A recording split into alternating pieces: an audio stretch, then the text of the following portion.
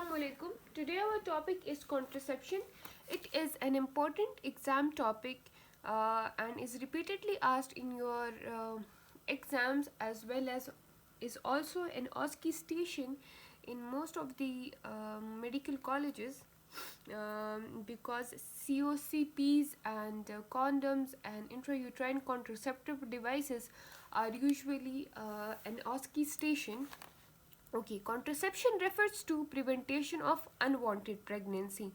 When a couple does not want to conceive, this is a method to prevent an unwanted pregnancy. But how do we define contraception? Contraception is defined as avoidance of pregnancy by different methods other than avoiding coitus or hysterectomy. This is the proper definition and the proper way to define it. How can contraception be prevented? I have drawn this diagram just to give you a general concept before moving on.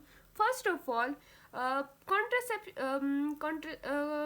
pregnancy can be avoided by preventing ovulation. How can we prevent ovulation? By using combined oral contraceptive pills, progesterone only pills, and during lactational amenorrhea, ovulation. When there is no ovulation, there is anovulation, there is no pregnancy. Then prevent sperm reaching the oocyte. How can that be done? By sterilization, also known as sterilization and tubal ligation, but that is a permanent method of contraception. Then prevent embryo implantation in the uterus. That is done with the help of intrauterine contraceptive devices and progesterone only intrauterine system.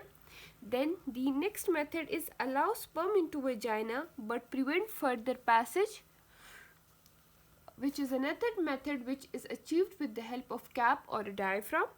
Then prevent sperm entry into the vagina with the help of male and female condoms. And then the other method is by killing the sperm in the vagina with the help of spermicidal agent. Okay. Then moving on, this is how you actually answer the question when you are asked to write about methods of contraception.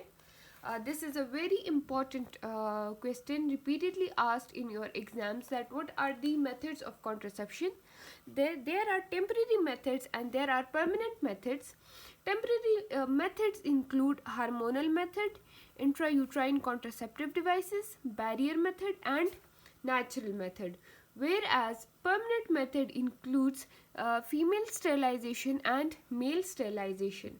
The question asked in 2015 annual is write about the methods of temporary contraception, which for which you have to draw or write all of these. And the other question is name non-hormonal methods of contraception, in which you have to write about intrauterine contraceptive devices excluding the hormone containing devices, barrier method, natural method, and permanent methods. And then in the OSCE station, combined oral contraceptive pills, intrauterine contraceptive devices, and condoms are a OSCE station question. So the hormonal method includes the combined oral contraceptive pills, progesterone only pills. Intrauterine contraceptive devices include lips loop, copper T, hormone containing devices. The barrier methods include the female diaphragm, which are the female diaphragm, cervical cap, sperm and spermicide, and the male condoms. The natural methods are calendar method, symptomatological method, and coitus interruptus. Okay, moving on to what are the which females are eligible to use contraception. To ensure patient safety, a World Health Organization has developed a system to guide whether or not a woman with given medical condition is eligible to use a particular contraception method or not. For this, the category is divided into medical eligibility category 1, medical eligible category 2, 3 and 4. In the MEC category 1, there is no restriction. In the MEC category 2, use of contraception outweighs its potential risk. In the category 3, use of contraceptions outweighs its benefit, and in the category 4, use of contraception possesses unacceptable health risk. Okay, so you have to keep these categories in mind before advising contraception to a female. Then moving on to our first important method, that is combined oral contraceptive pills. This is a very important method, and and it is independent of intercourse. Okay, the combined hormonal contraception actually contains a combination of two hormones, that is estrogen and a progesterone. And the mechanism of action of this method is very important. You have to know about the mechanism of action of this method, because it is your ASCII station, and as well as it is a very important exam question. Look, the combined oral contraceptive pills prevent pregnancy both intrauterine and extrauterine by causing anovulation. So there is no chances of ectopic pregnancy as well. By the word here extrauterine, you should keep in mind that there is no chance of intrauterine pregnancy and extrauterine pregnancy, that is ectopic pregnancy, because it prevents anovulation. How? By inhibition of anovulation via negative feedback inhibition of estrogen and progesterone on the pituitary, and thus it inhibits FSH and LH. If there is no FSH and LH from the pituitary, there is no ovulation. No ovulation is equal to no pregnancy. Additionally, combined oral contraceptive pills alter the cervical mucus in a such a way that it becomes thick. When it becomes thick, it prevents sperm penetration. As it becomes hostile to sperm ascent, when the environment is not favorable for the sperm, it cannot enter into the uterus. It also causes endometrial atrophy.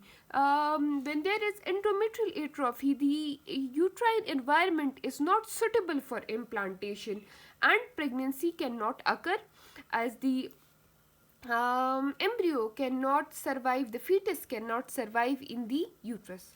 What are the different forms available for this method? The different form available are pills, transdermal patches, and vaginal rings. What are the advantages? It is again a very important question asked repeatedly, and at this level you should know the advantages of combined oral contraceptive pills. They are highly effective method. Their efficacy is very high.